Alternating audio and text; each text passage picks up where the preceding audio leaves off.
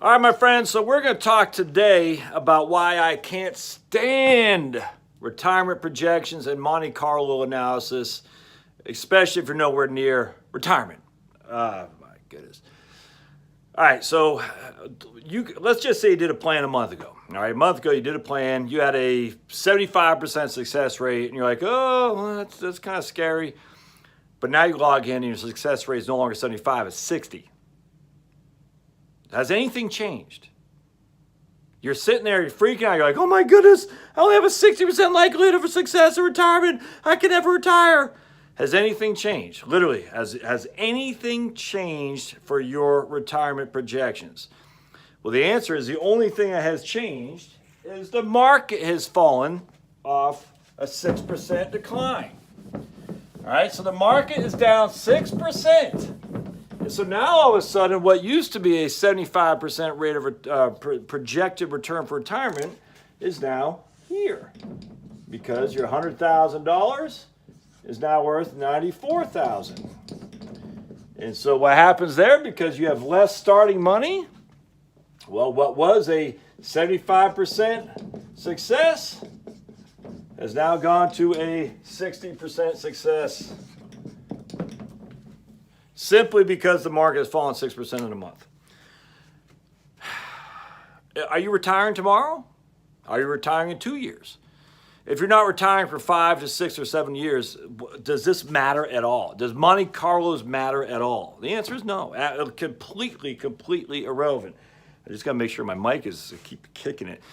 And I just want to stress this so much.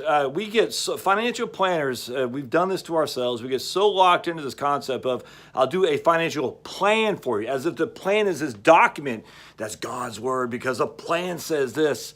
The plan doesn't mean squat.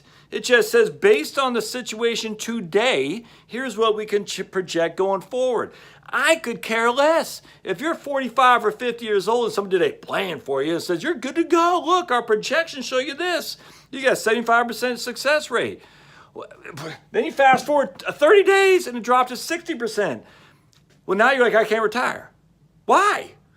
Well, because the plan is only 60%, but a month ago it was 75%. A month from now it'll be 75% again, or it might be 62, it might be 50. What has changed? Nothing. Nothing except the volatility of the market. And the whole point is they're starting. Why is it only 60% was before 75%? Because we're starting at 94,000 now. So the Monte Carlo analysis is saying, all right, Josh, you're going to retire today. You got $94,000 in your account. You need 4% a year from that portfolio, 4% a year from 94,000. Let's get my trusty old calculator here. 4% from 94,000 is 3,760. So I'm going to take 3,760 a year. But it's like, whoa. But last month I needed 4% from 100,000, which in that case was 4,000. Well, so the system says, no, you can't get 4,000. Because 4,000 off 94,000 is a 4.255 success rate. And before is based on a 4% success, a 4.255 withdrawal rate. Before we're basing it on a 4% withdrawal rate. So now we're basing it on a premise of starting here. But you're like, but I'm not going to retire when it's only 94,000. Exactly. We don't know what's going to be. We don't know. We don't know what's going to be when you retire. It might be 250. It might be 400. It might be 50. We have no idea. So stop this whole thing with saying, I got this plan, this thick plan. It says I'm good to go. Running a month from now, it says I'm not going to go. I got to work another 3 years. I'm like, dude, you're 50 years old. You're 50 years old. Are you going to retire the next year or two? If so, this means something for sure. Absolutely, because this is the money you're going to start drawing on in which to fund your retirement, because you no longer have a paycheck. If you're not going to retire and you're still going to have a paycheck coming in, who cares? Who cares? Now, does that mean you shouldn't do financial planning? No. Financial planning, I'll do another video here in just a minute on year-end stuff you can do to maximize your 1040, minimize your taxes, maximize your retirement planning, all that stuff. You should do financial planning. Do your wills in order? Do you have your beneficiary designations proper? Are your investments stacked the way they should be? All that stuff should be financial planning.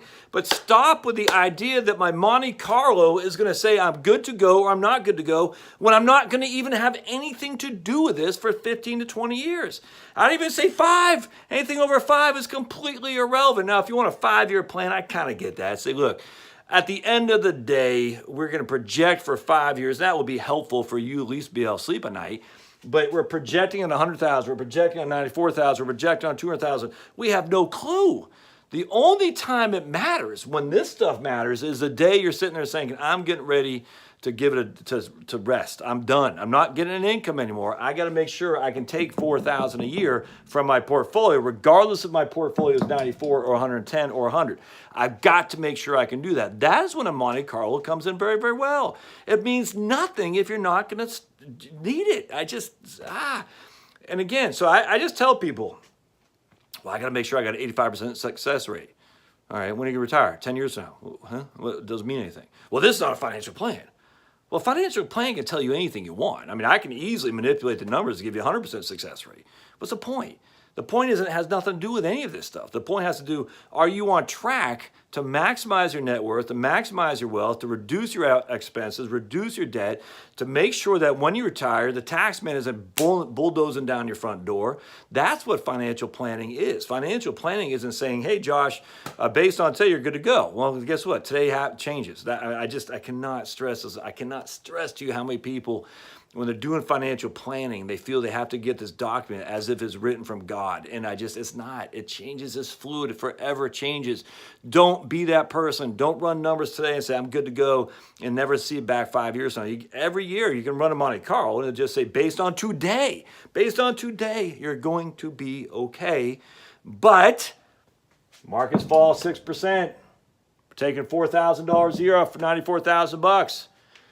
Success rate goes down to 60% from 75. Why? Because we were taking $4,000 before off $100,000. We had a 75% success rate before. So that's it. When you're doing financial plan, just remember that the Monte Carlo is completely irrelevant. Secondly, I want to share with you something too. So I'm running numbers for people.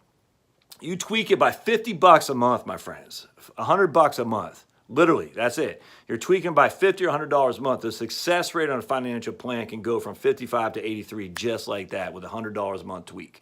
We are talking tiny, minimal increases or reductions of spending and huge increase. I mean, it's a butterfly effect. There's no other way around that. Huge changes in your probability of success, which is why I can't stand the probability of success, because what you should do when you retire is every year, you say, how can we maximize this puppy for this year? Not for 20 years hence, for this year. How can we maximize it? Markets are up, should we take gains? Markets are down, should we draw off our cash? Should we rebalance? Should we be doing Roth conversions? What do we need to do based on our income needs for the next year? That's why you always keep 2 years cash, by the way, because that way you don't have to sell when the markets are down to put food on the table. Financial planning 101. It's year over year, maybe even 2 years over 2 years.